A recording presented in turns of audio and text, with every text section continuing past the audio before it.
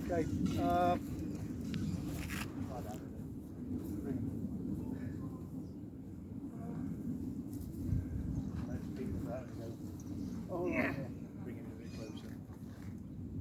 good afternoon. My name's Simon Elmer. My colleague here, my friend, is Shaun Noble. I've had a long-standing interest in the military history of the Poles and Poland during the Second World War for decades. Ever since as a young policeman I met a number of their veterans whilst working in West London. My friend Shaun is a researcher and genealogist of some note, and one of his labours of love has been to work out the causes of death and the details of everybody whose headstones you see in the cemetery. And I'm sure Shaun will give you some more information on that. It is in print as well, which again I'm sure Shaun can assist you if you wanted to get some further information. 1944 to 2024, of course, is that 80th anniversary, and many momentous things happened then.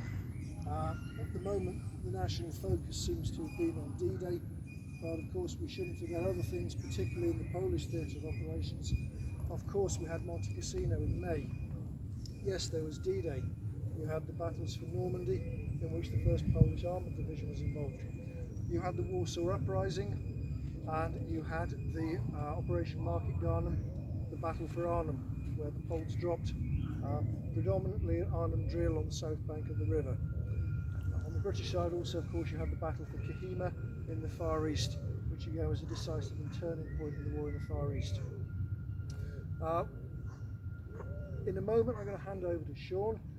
Shaun will talk in more detail about what actually happened on the 8th of July, 80 years ago today, which caused the tragic loss of life of a number of Polish paratroopers from the 1st Polish Parachute Brigade, Independent Parachute Brigade, based in and around Stamford, all of whom are buried in a series of graves. As you'll see a mark for the 1st Parachute Brigade from where I'm standing, 3 rows out and all along here, so it's 1, 2, 3 rows.